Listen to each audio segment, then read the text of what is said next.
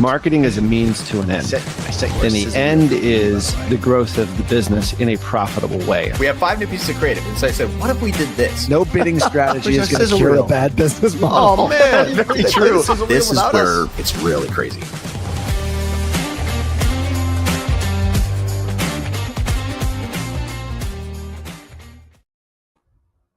Yay, we did it. That was a fun show. Bye, folks. No. Awesome. Oh, now I can no longer hear you. You no longer hear me? Oh, now it's coming in. Oh my God. Yeah. Laggy delay. Something's laggy and delayed here. I might need to mid-show go over to another computer. Something right. Very strange going on here. But anyway, we're not here for me. We're here for the content. Yeah. So I might have to shut off my camera here just to make things move a little bit quickly. But anyway, John. Yeah. Happy Friday. Yes. Happy Friday.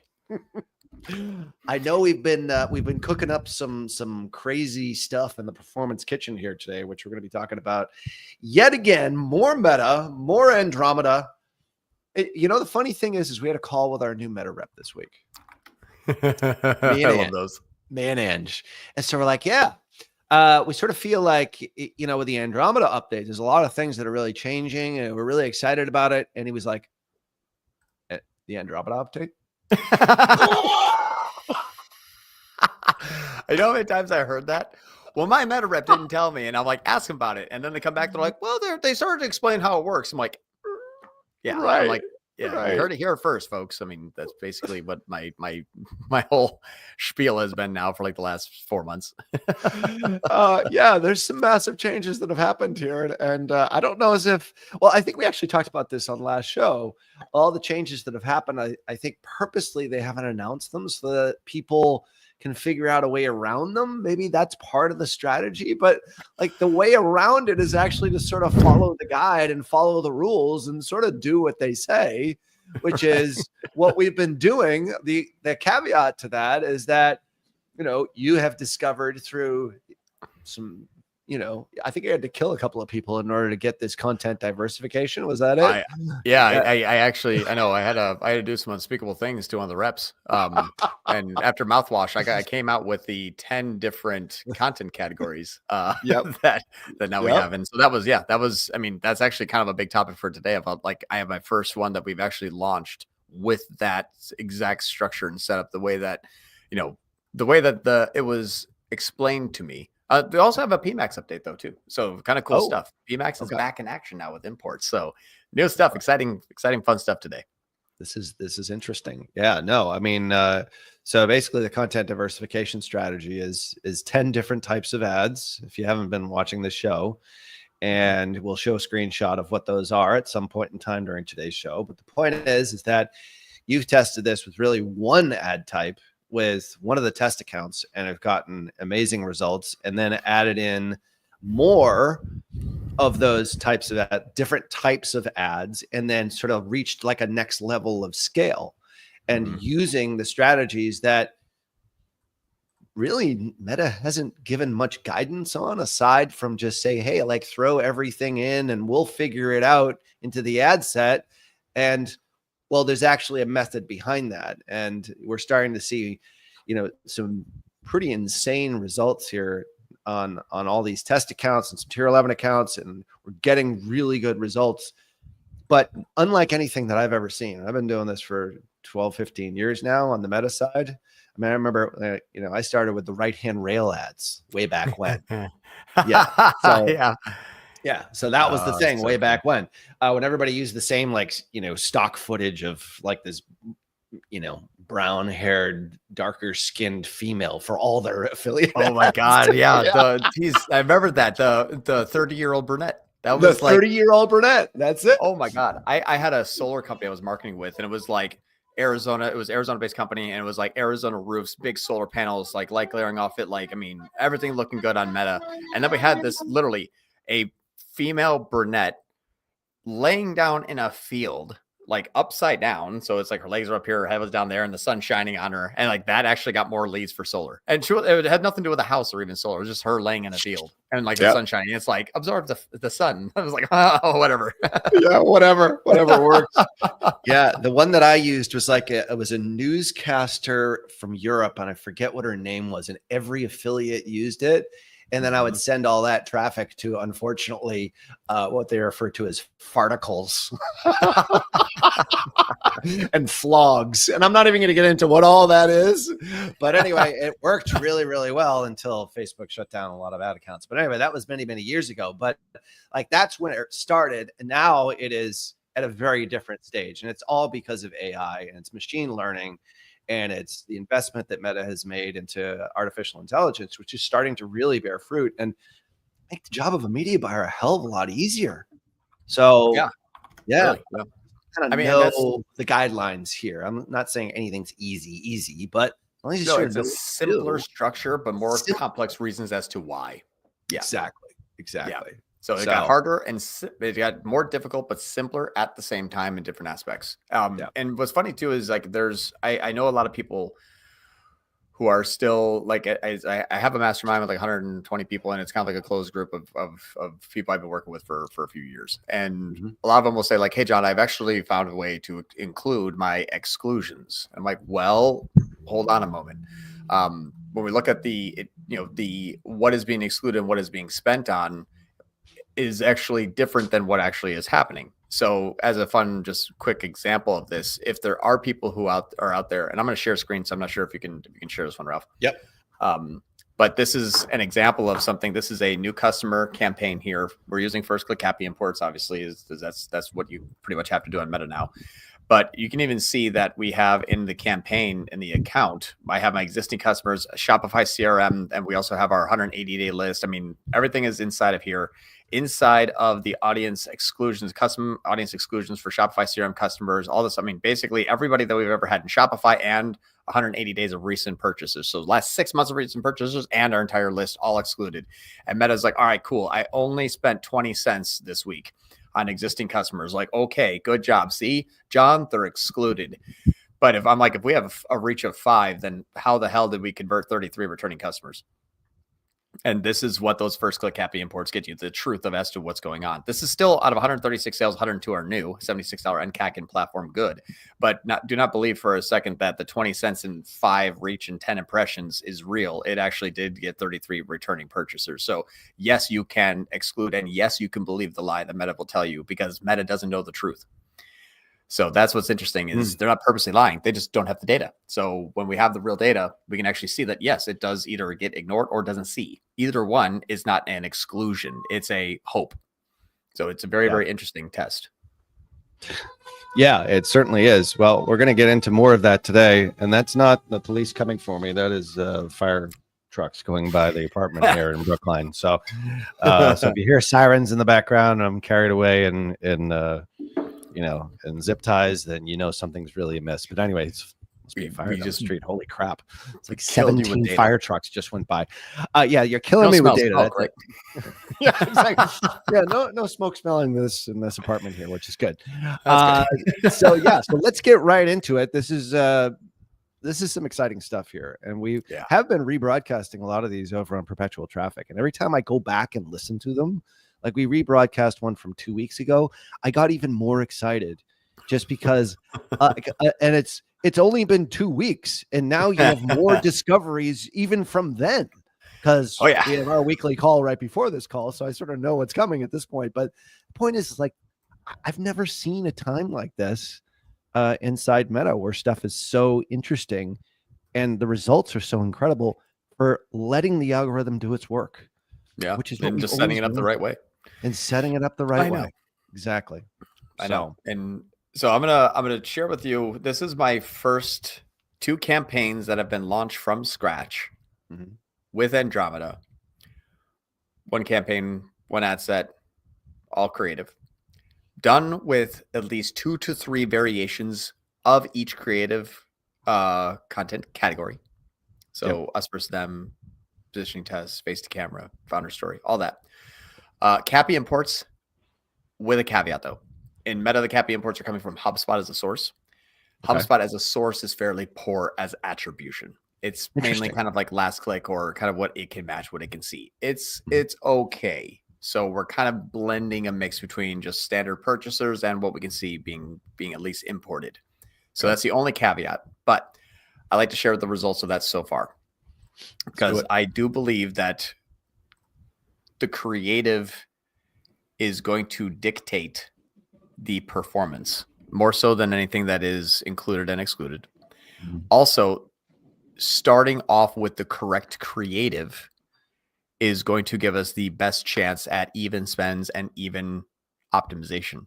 And we have 2 campaigns here, and in the last week and day, so let's just call it like, 7, 8, so basically the last 8 days, because we actually started this on the 23rd and today's the 1st, but I can only go through the 23rd through the 30th, because with cAPI imports, it happens the day before, which is yesterday. So we're not going to count yesterday. So basically 90% of the data so far.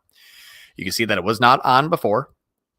This basically, we had other campaigns that we're spending, but and we actually started to increase our ad spend with these 2 here. The 2 campaigns that we have is a general and then one for healthcare. This is a company that has a very amazing offer where anybody can take all of their prerequisites online for a very low cost. It transfers through all of the colleges of the United States. So it's a great company, great product, great service, great offer, etc. Now, what we're doing, and I'll show the results, the last 4 days compared to the previous 4 days. So basically the day of the launch to the last cAPI import that we know, pending anything that happened yesterday, has not been imported or seen yet today. So we can see that we actually have a 26% drop in spend on both. This was actually due to Meta's rejections of our ads. We are talking about college credits. It thought we're talking about credit cards and credit debt. So we got hit with financial services, but that's neither here nor there. But if we do, just as an example, to kind of share with you the overall test, if you look at the actual spend for each one of these things, it's just, boop, we just kind of lost it here. So nothing too bad. But that was the only blip in this test that was not kind of like perfect. That and also the cAPI import source. Anyway, what we're seeing now is we launched it, we let it go. We do not touch it. We allow it to identify its proper traffic per ad and then building the sequence for all of them. So essentially it's going to fishbone out. If you think about the ads in a level, I'll just stop sharing screen. The fishbone effect is kind of what I'm calling it. You have all of your creative, and then it's going to go outwards by targeting. So there's top funnel, there's bottom of the funnel, there's middle of the funnel, and it's hitting different audiences. And what it's going to try to do is bring them in and push them through. That's how Andromeda kind of works. Yeah. So by launching that way, I was looking at a few different things. One, how is it optimizing both in the general campaign and the healthcare? And for example, the general campaign and the healthcare both have overlapping foundational content. Founder story found in both. Us versus them about our company, found in both. Us versus going to regular community college, found in both. Only one is optimizing for a specific industry. We have 10 more industries to go. So this is going to be a larger build out over a course of time. Got it. The spend has dropped 26%, 25%. However, the cost per result has also dropped 56% and 65%. So the last 4 days compared to the first 4 days, we are approximately, kind of like 100-ish% better. We are just seeing in 4, like that's in 8 days total, like before and after in 4 days. Like that's the algorithm taking effect and doing what you want it to be doing. Exactly. We want this to kind of find its way. What's interesting about this is we had like a 225 CAC target, and we could say that we're above target 374, but because this is the actual purchases and this is what was matched in a HubSpot and cAPI imported, I do believe that we are probably somewhere in between that. This is probably over attributed, and this is I can guarantee it, we've already proved it, under attributed. So that's what's kind of interesting is we know that there's things that we're missing in between there. But if we just look at what was all sales, we have 166 sales total. So 20,969 divided by 166, $126. We needed to be at 225 or below. So we're $100 cheaper than where we needed to be in the first 8 days. What's interesting about this though is the spend allocation. I really, really love the spend allocation. We have one campaign, one asset on CBO because it has to be. And look at how simple that is. Very like clean. Campaigns, one ad set, 25 ads in each one, thereabouts. Yeah, because we have about 3 versions of 8 different pieces. We're not doing AI, and we're not doing like our what's it called? Like the face to camera is kind of like variations of other product and services. So we're still building creative. This is just kind of what we were able to piece together with existing data. Now I'll share with you some kind of cool us versus them. You got the product demo, you got the founder story, you got some UGC, like you got that. Yeah, face to camera features benefits of founder story, positioning test, us versus them, UGC, frequent asked questions, more positioning, product demos. I mean, all of these testimonials, all of these are involved. Yep. And what we see is our spend allocation looks really good. 3,700, 3,000, 2,000, 1,800, 1,500, 1,300, 1,200, 1,000. All of the ads in this ad set, sorting descending, are getting a very even though it's still, it's still a descending, which it always will, but it's not like the first two ads have 10 grand and the rest have $50, which typically happens when you don't have good content diversification. Yep. What we're also seeing is we have some creative that we basically just took the website. This is my my tinfoil hat kind of, not, I guess I wouldn't even say tinfoil hat. But what I have actually a picture of, that might piss a lot of people off here, so my apologies. I believe that who we are as consumers have now turned into what I call the Wally fat people.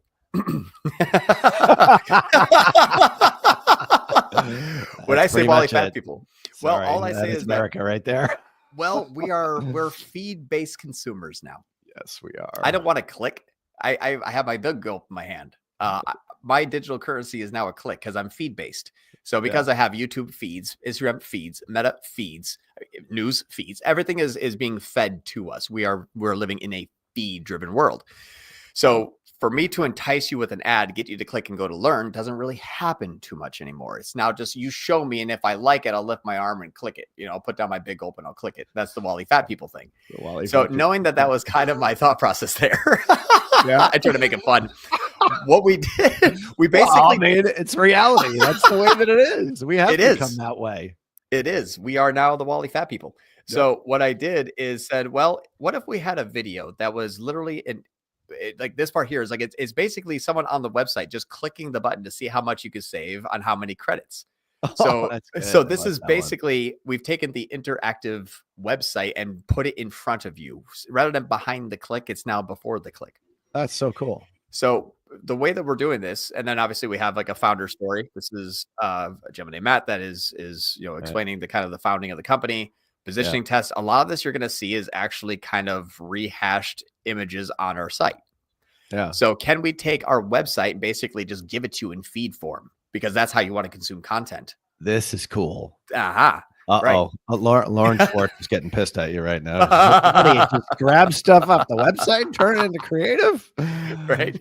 So that's kind of it. Like, so we even have like our, you're looking at like UGC, like obviously this is good stuff. And then it's also on the website of showing all the courses. And so I'm just putting the website in front of you. That's kind of the theory there.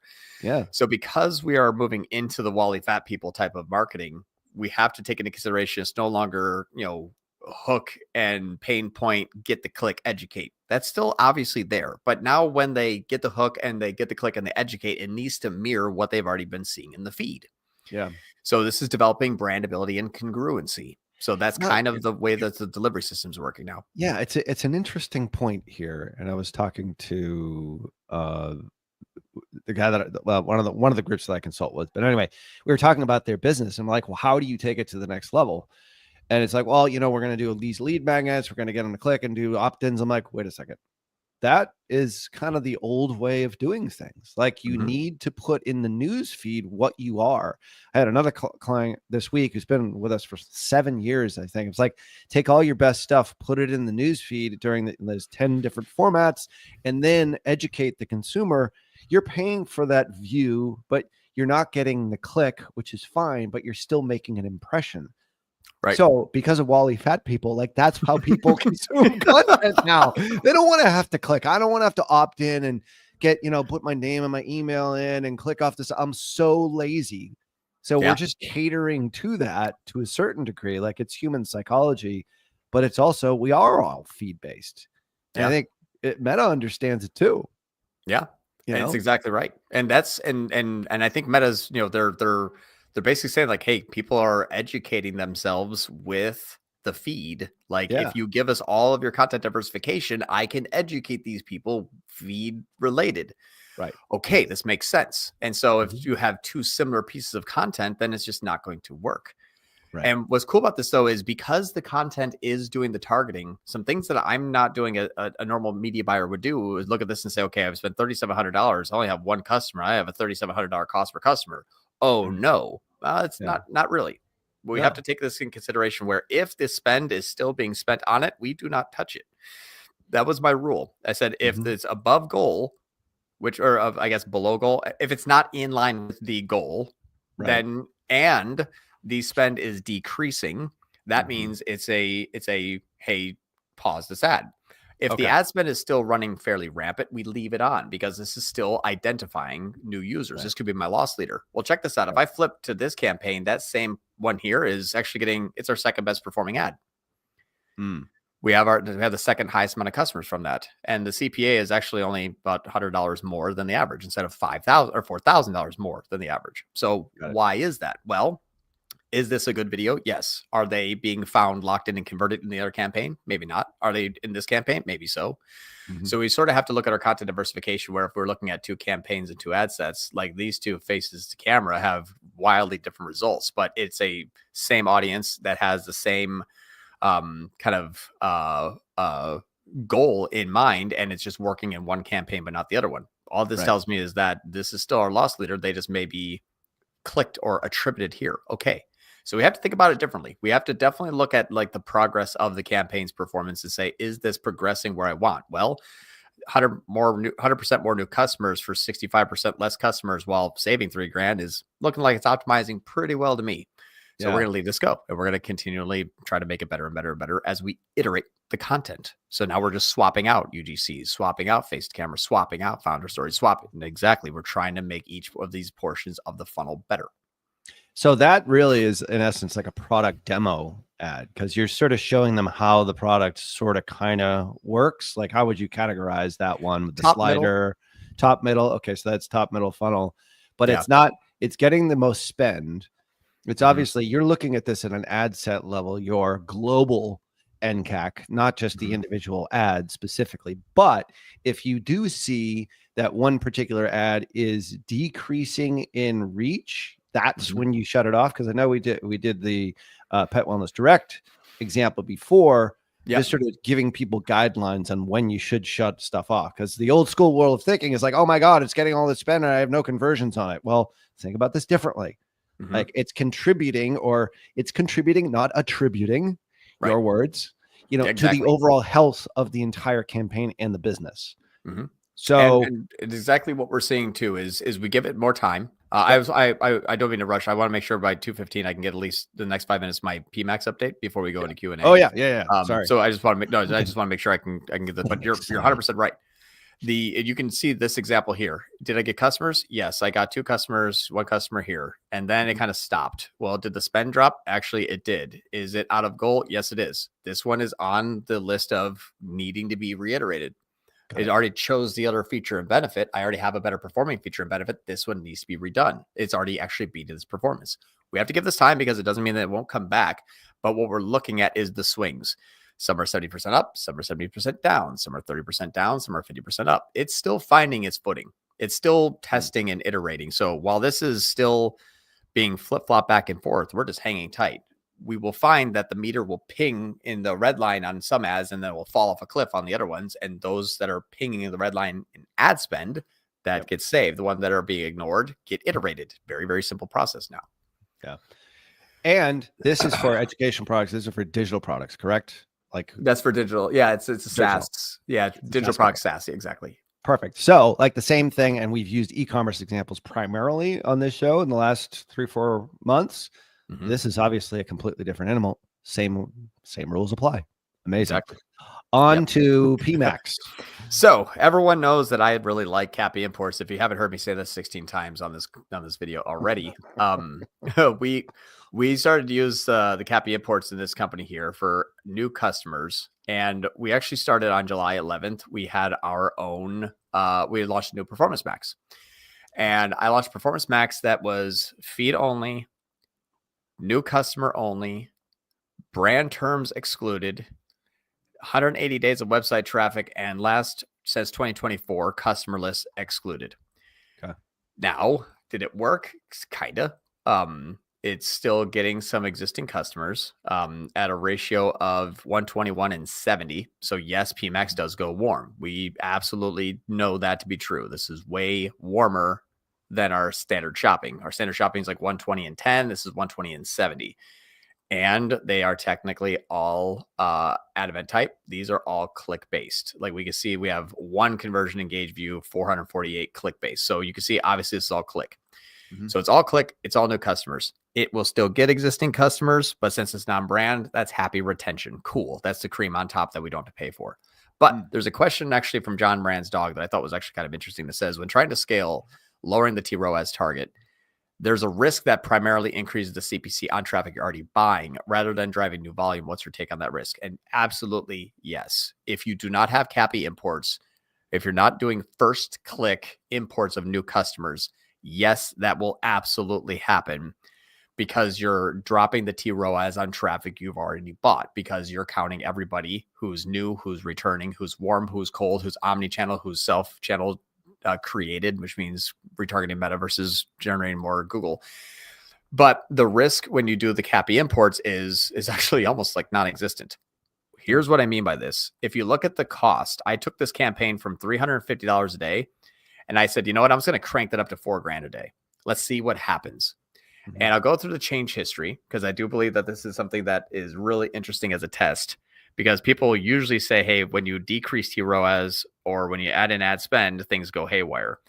And you'll see here, I went from 175 TROAS. I turned off my connected TV. That was 4 days before. And so basically since the 29th, the only thing I've done is change my 175 TROAS target down to 40. So I said, hey, you're trying to get a 175. What if you try to get a 40? And then I cranked the budget up from 1,300 to 1,500 per day. And then 2 days later, I cranked it up to 5,000. So we'll talk about that next. Yep. But what happened since the 29th, and this is why I think TROAS is, well, you can see the cost is like, woo, just scaling up. But what happened I made the change on the 29th. And if you look at the day of the 28th, 29th compared to the 31st or 30th and 31st, I have 267% more cost and 282% more conversion value from new customers only. My ROAS got better. So I went from having a 175 target, getting a 7.4, to a 40% target and got a 7.7. So it increased by 4.02%. And tripled my budget stupid effectively. So TROAS is not a target. It's a floor or a restriction. The restriction is qualified by Google being prejudiced to a user, depending upon do they think or do they know that person is going to convert. Because I know that this can't target warm, or at least optimize for it. Also knowing the fact that I don't have to actually show up for search terms I'm like worried about: fat burning supplements, weight loss, anabolic boost, best libido. I'm not going to say that word. Best PM fat burner. It's men and women supplements. So what ended up happening here is I said, you know what? If you can't get that target, it's trying to get a 175, couldn't get a 7.5. I said, try to get a 40. It got 7.7. Now, new customer only, we have a mandate to not go over $250 per cost required first time customer. As long as we're under $250, unlimited budget. That's why I took it from, that kind of ad spend to just kind of cranking up. But you could absolutely take a $1,400 campaign and send it to $5,000 in 48 hours or 24 hours, really, and see immaculate performance. However, John Moran's dog, yes, we do see CPC increase. It went from $1.59 to $2.33. Do I believe it's on traffic that I was already getting, though? Absolutely not. I saw a better efficiency, not worse efficiency. I saw a better ROAS, and my conversion rate went up from 1.10 to 1.29. Why did this happen? Was non-brand traffic first. Existing customers aren't counted. I'm still selling existing customers. My CPA is under $100, which is fantastic. My NCAC is under 150. That's what I want. Right. But because I am targeting new only non-brand, I can scale. That's what I was like, all right, let's go to $5,000 a day. I'm going to take it to $10,000 a day next week. This thing's just going to keep skyrocketing to the moon as long as it's hitting that equal goal. But if I was not counting cAPI imports and I was not going after those new customers from first click, this thing would have just said like, I'll grab a little from Meta, a little from TikTok, a little bit organic. Did you do an email today? How's the direct? I can bring attributes back to myself. Hey, some brand, I'll take that too. Sure. And that doesn't scale. But if it's like, you're only allowed to go here, can you find more? Yes. And you just unleash the dog and it heads that direction rather than just spinning around in circles. So that's kind of the theory, is the data will scale as long as the data is clean. But if the data is good enough, no, you will never win. Period. Yeah. It does not work. What led you to try that? I'm just curious. Because I've always used a low T ROAS strategy. That's what I typically say is when you're doing standard shopping, leave it 40%. Right. This is essentially standard shopping with a bit of dynamic remarketing in it that can't count existing customers. So now I have smart shopping back again. Because of the cAPI imports. Okay. So it's retraining it in a different way.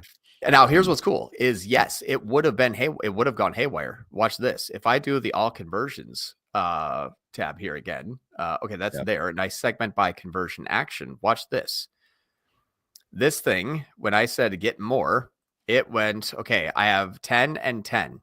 So that was getting 50-50. I was only optimizing though towards these 10 here. It only saw these 10. That's what it knew was happening. These 10 new customers. It was still getting another 11 returning customers. But because I'm only optimizing for first click cAPI imports of new customer only, when I scaled, my 12 went to 13. So my 12 existing customers went up to 13 existing customers. I got one more. My new customers went from 10 to 30. So I increased my new customers by 180% and increased my returning customers by 9. That does not happen when you are just blasting ad spend to the moon on PMAX. It does not choose the one it can see. Now it can, and that's why you're not going to pay for the traffic you're already receiving, John Moran's dog. That's thank God he's here. And by the way, Lauren Schwartz is pissed at you. So I'm just telling you. Yes. I do agree, though, that you need to educate and you need to give them information front in the feed. Yes, we are the Wally fat people. We are the Wally fat people.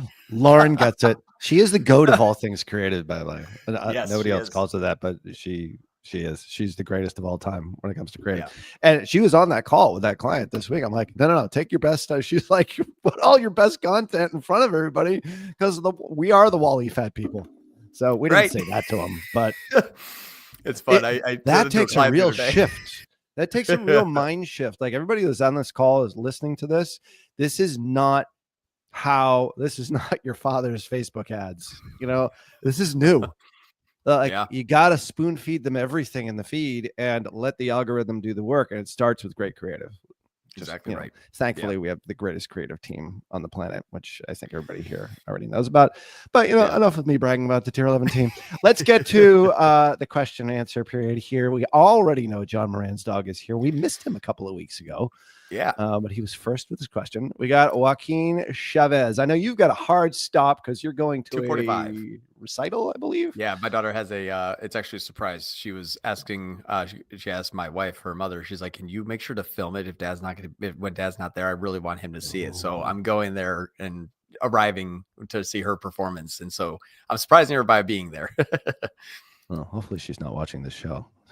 She's actually there at the performance now. Thank God. There you go. All right. Hi, John. We love your advice on entering Europe with Google Ads on location targeting and T ROAS. We're an emerging apparel brand using a feeder-based strategy with low T ROAS, but ads aren't spending. Yeah, and that's kind of why I had to do the cAPI imports too. Is if you're in apparel, that is some of the highest return customer rates, typically above 70%. The people who are typically also on the site are people who are fairly warm or returning, especially if you're doing new drops, new collections, new iterations. Every 3 months, all of your existing customers come back, seasonality. So that's what I'm curious on is you have a low T ROAS, but you also have a low spend. Now, feeder strategy could be going after a lot of warm. My standard shopping before I did cAPI imports was 70-30 existing customers.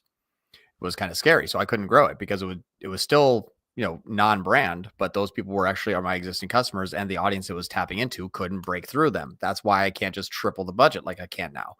Right. So I don't know exactly the reason, but I do know that I have yet to see this fail once. It has worked every single time. I'm on here every week showing case study after case study after case study. If we don't believe it now, I don't know. I'm not saying you, I'm just saying generally, like if it doesn't work, I don't know what else to tell you. But I would recommend trying that first click cAPI import. That is such a game changer when it's not looking at omni-channel, existing customers, warm traffic, other channels traffic, which is what I meant by omni-channel. When you focus it on an area it needs to grow into, like feeder strategy will, you're feeding it the right structure, but is it counting the right user? That is something I don't think you and I could answer yet, and that's what we need to find out. Right. If you can't do the cAPI import yourself, come to us. We'll do it. We'll deploy this strategy for you. All right. And Resp. Hi, John. I'm a pays ad. Actually, I thought it was Andres P. Andres P. Andres. I didn't know if it was a first and last initial. Let's think about respiratory and respiratory. I don't know. Anyway, we're butchering his name. COPD is here. Poor guys. COPD is here. Emphysema is here. We're all here. All right. I'm a paid ad expert helping a client Shopify. How can we import and optimize first click new customer events? Is there any data company providing that service? Oh, guess what? Yesterday, what happened yesterday?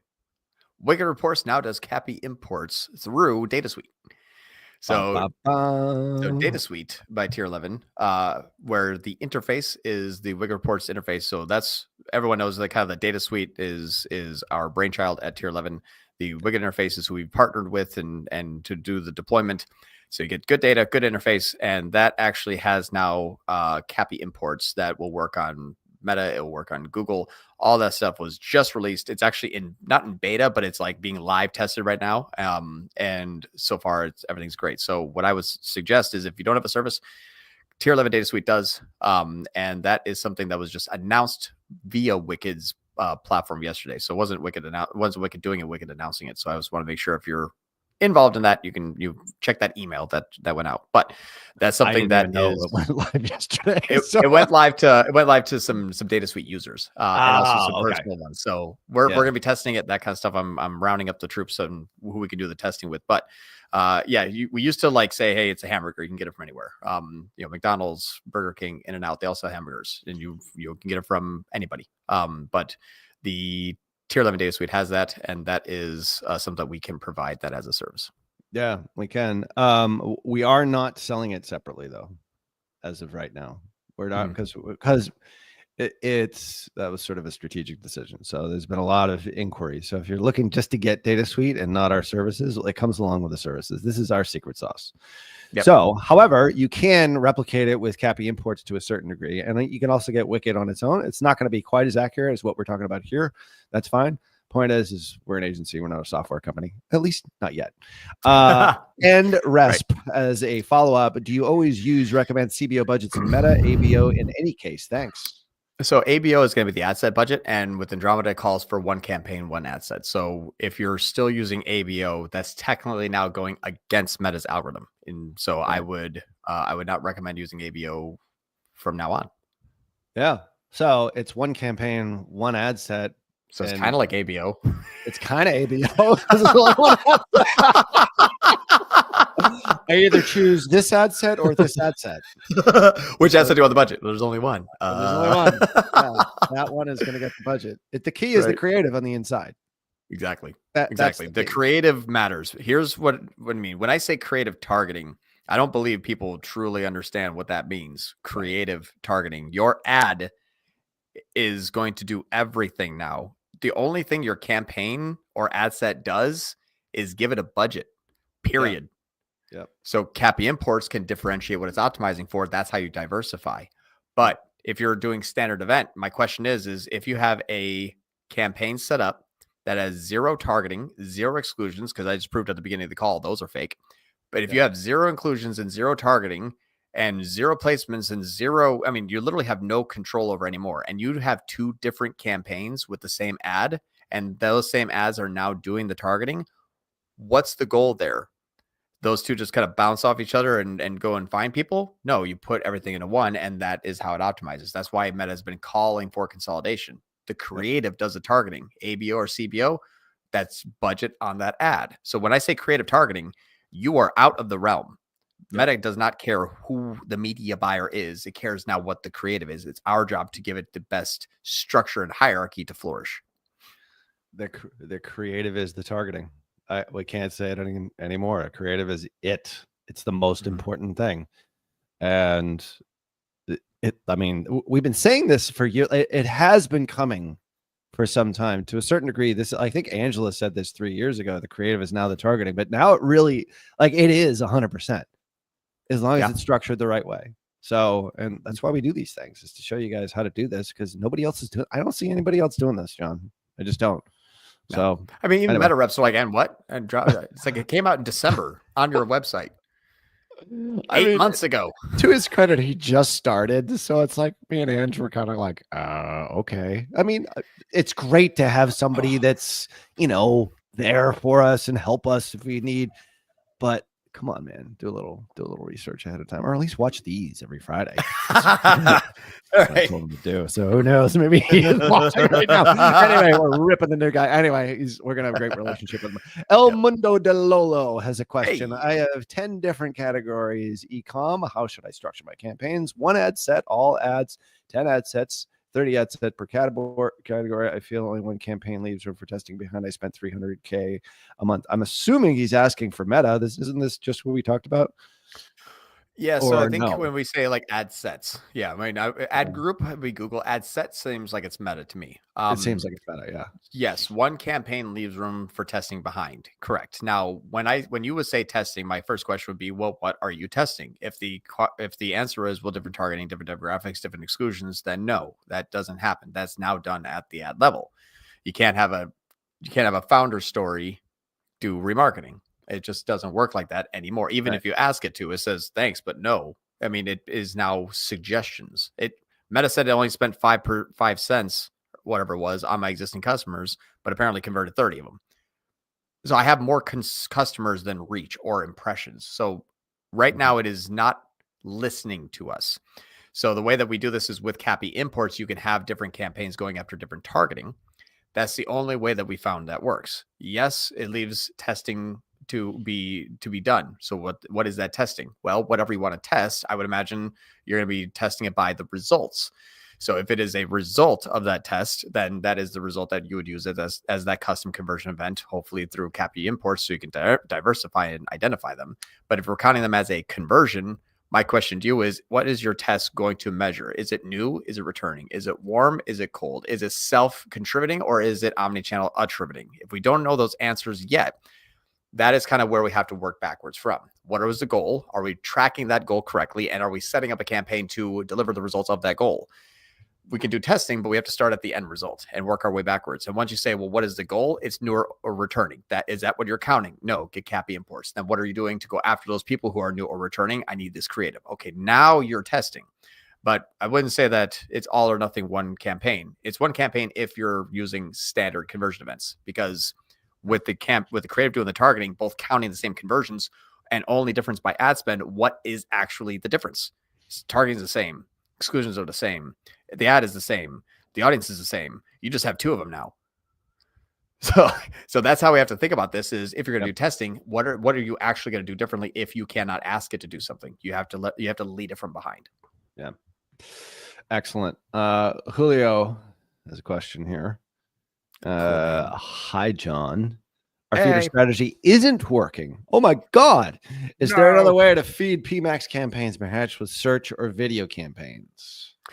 Yeah. So one thing that I found interesting is the reason why I did feeder strategy was because as you bring in more first click, hold on, I have the funniest thing.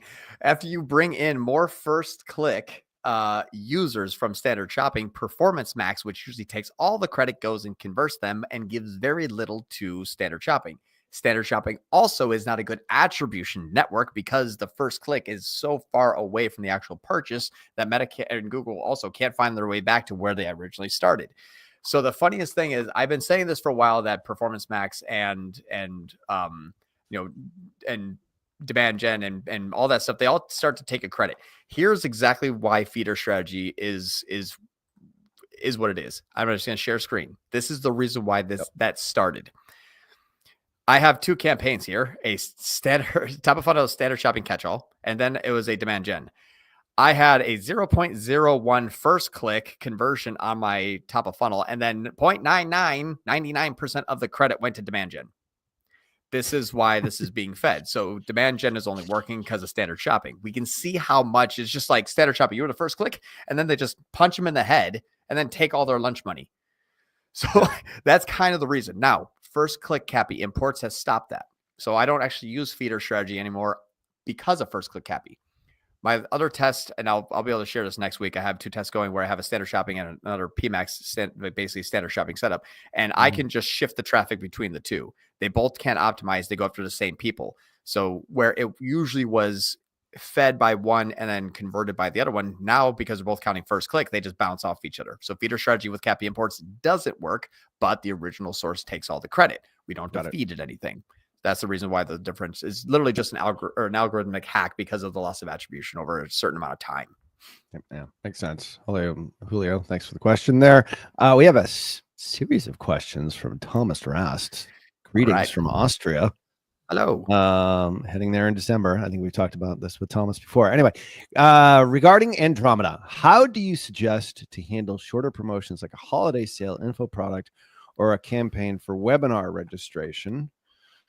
Interesting. Should we show all of his questions here sort of in sequence? Yeah, let's do that because I think we can kind of cover each one of these. I'm going to get a case study up while you're reading them off too. So we'll be able to cover all these. There's a little bit of laggy here. This is my old laptop. This is my travel laptop, which I think I'm just going to throw out the window after this. Service time. I know. Yeah, it's served its time. It's almost 10 years old. All right. What would be your Black Friday strategy to promote an info product regarding Andromeda update? Does retargeting play a role in Facebook ad campaigns for info products? And can I start with one Facebook ad and add every day to fill up the 10 categories? Or do I need to start all ads at once like you did with the glove company? So, all right, let's go back. I have answers for all those. So first, the way that we do promotions, and I'm going to kill camera share screen because it's starting to slow down even on my side. So my apologies here, but hopefully we can share the screen here. I might kill. It's actually, it's actually done at the ad level because the ads are everything. Okay. So this is a time period in June 22nd to 28th, and I just compared it to the previous period. See here. So we can see here that we increased ad spend by 65%. So went from $7,000 to $12,000 in basically a week's time. I dropped my cost per acquisition of new customers by 47%, went from 85 down to 44. And the new customers went from 86 to 271. So very, very good performance. And all we did is basically add our 4th of July promo ads here. So inside of the campaign, we simply just added these ads, and you can see through no effort of our own, they just started to get a massive amount of spend. Why? Because these were all the ones that were actually seeing some crazy good CPAs.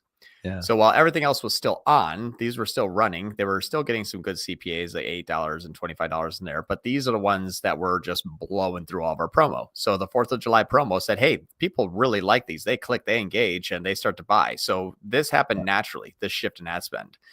And then I don't remember the date range, so my apologies here. But if we just do like, this versus that, this is where after we added these, or after we paused these, the ad everything just flew right back into here, and really good even distribution. $100 to $4,000, $200 to $5,000, $100 to $3,000, $16 to $1,100. So everything flew back in because we do have a lot of variations of our products. So the simple way to do it is add your promos to that campaign. And if it is actually a promo and does better, it will just naturally do the targeting. That's how creative targeting works. So if an ad's doing better, it will target. Same engine as to why we would want to iterate our content, because if it does better, it will target. Same general structure and strategy. Black Friday strategy promote. We're going to do exactly that. We're just going to load up all the creative of Black Friday. It's going to take all the ad spend.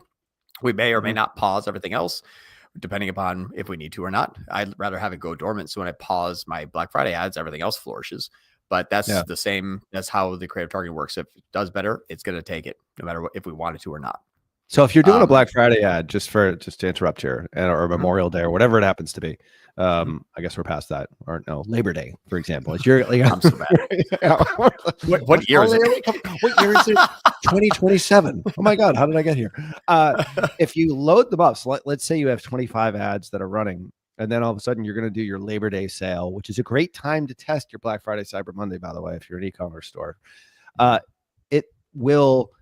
Do you have to pause all the non-Labor Day ads? I guess that's the big question. Or does it, because it's incentivized, because it's talking about Labor Day, because Facebook is reading your ads, obviously, they're going to show those more automatically, or do you need to do some manual intervention there?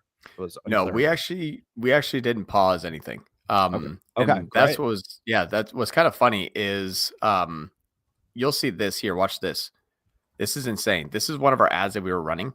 All right, so this is one of the ads. This is a Lux Ribbon swim ad. This is when, remember I said like in the July 21st or July 28th or whatever it is, we added the new creative, the 4th of July promo. All of a sudden it's like boop. So this ribbed here was working. It was just getting $10 and $11 and $13. You could see it was still running.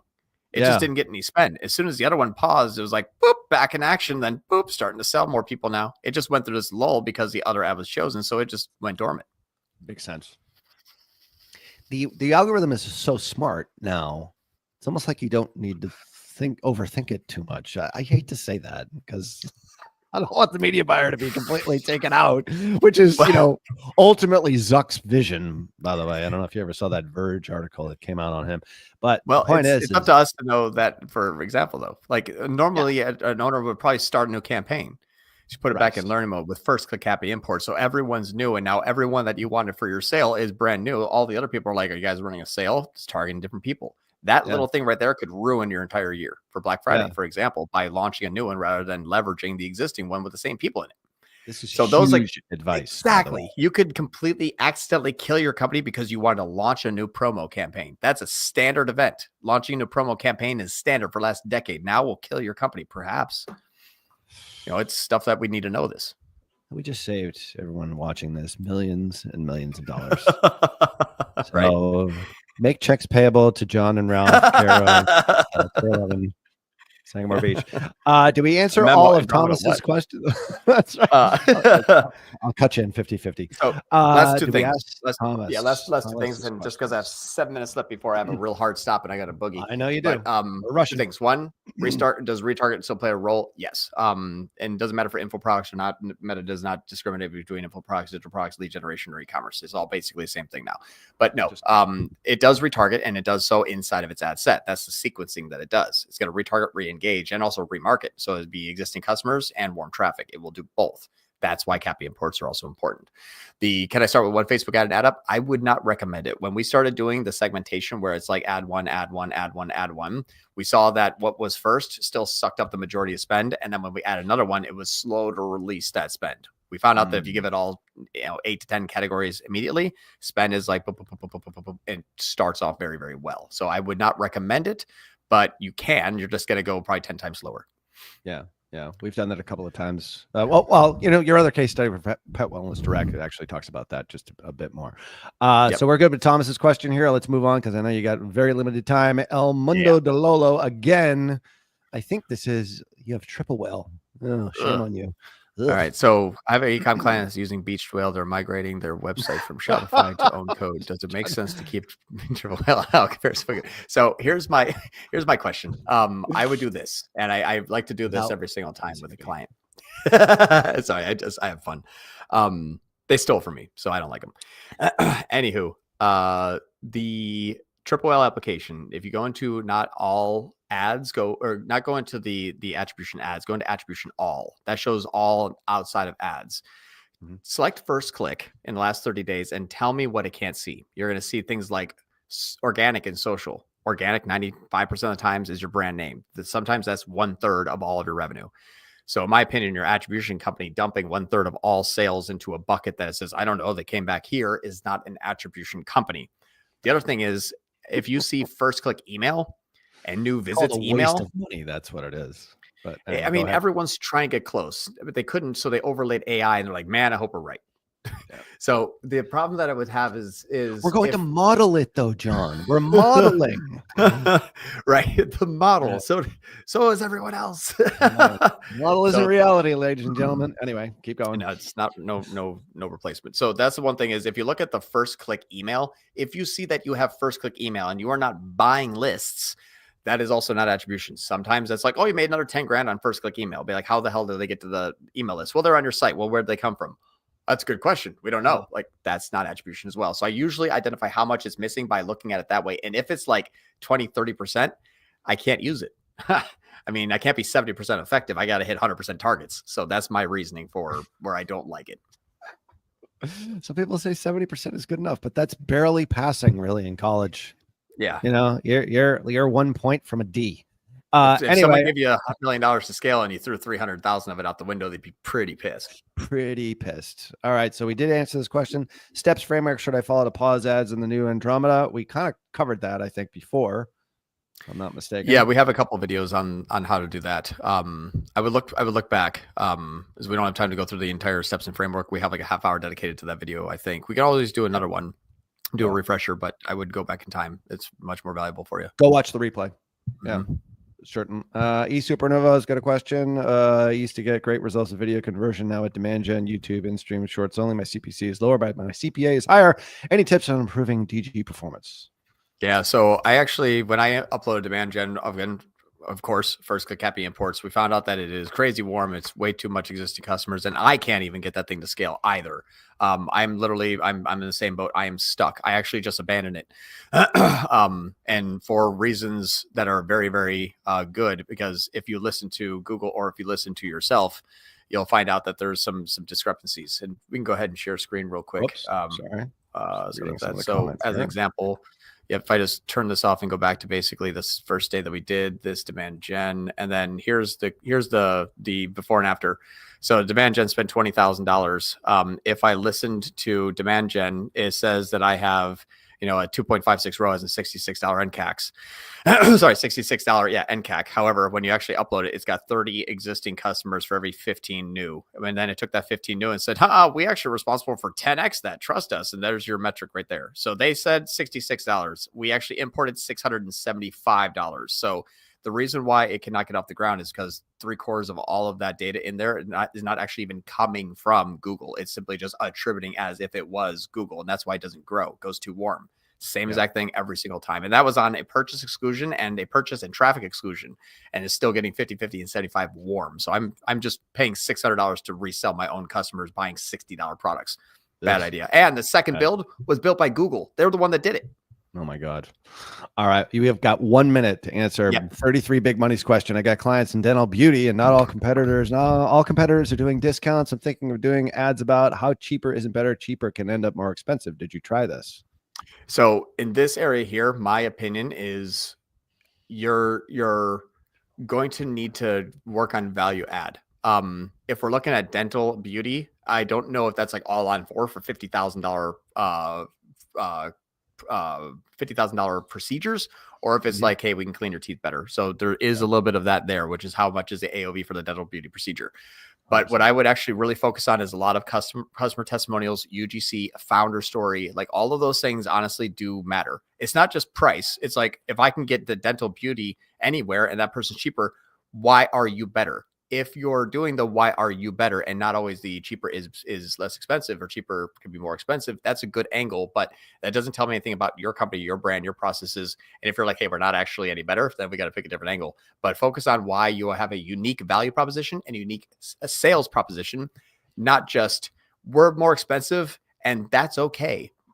You can don't even talk about your competitors, don't even talk about the price. You want to take this as a blue sky event, like you will be cured of your blindness.